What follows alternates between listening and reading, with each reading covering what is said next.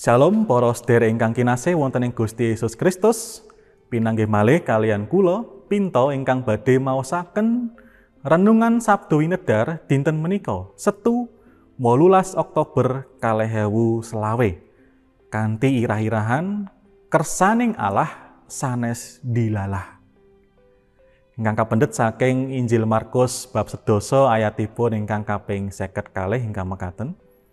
Gusti Yesus banjur ngendika, "Wis, wundura pangandelmu kang mitulungi kowe." Nalika kontrol ning rumah sakit, Pak Dokter ngendika menawa Trisno iku bocah bejo. Karana pasien liyane sing saumuran akeh sing isih opnam. Lan uga ana sawetara sing ora ketulungan. Krungu sing kaya mengkono Pak Wiryo matur, "Sanes bejo Pak Dokter, nanging binerkahan. Siang dalu anggen kula sak brayat ndedonga nyuwun supados Gusti Allah kersa paring kesarasan lumantar obat-obatan lan sedaya pambudidaya ingkang katindakaken. Dados menika sanes bejo, napa malih dilalah, nanging pancen kersaning Allah." Mekaten Pak Dokter.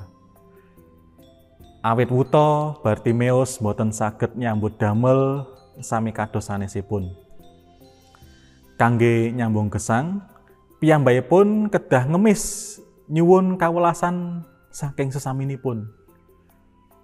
Tentu boten lumrah menawi tiyang ingkang wuta lajeng saged ningali. Saged kabayangaken bilih tiyang wuta kados Bartimeus menika boten gadahi pangajeng-ajeng badhe saged ningali malih. Nanging dumadakan wonten pawartos bilih Gusti Yesus tindak miyos Yeriko. Bartimeus ingkang boten saged melampah piyambak manggihaken Gusti Yesus enggal nguwuh-uwuh supados piyambakipun dipun gatosaken.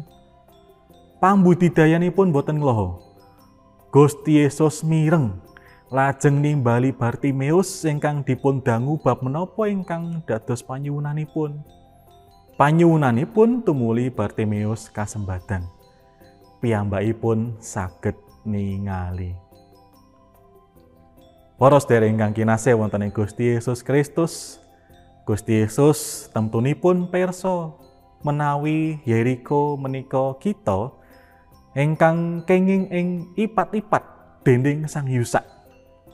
Nanging nalika kacundhukaken kalian kawaosan salajengipun ingkang nyariosaken bab Gusti Yesus lumebet ing kitha Yerusalem, saged kawastanan bilih pancen saderengipun mungkasi peladosanipun kanthi seda sinalip, Gusti Yesus gadhahi rancangan badhe nyarasaken Bartimeus.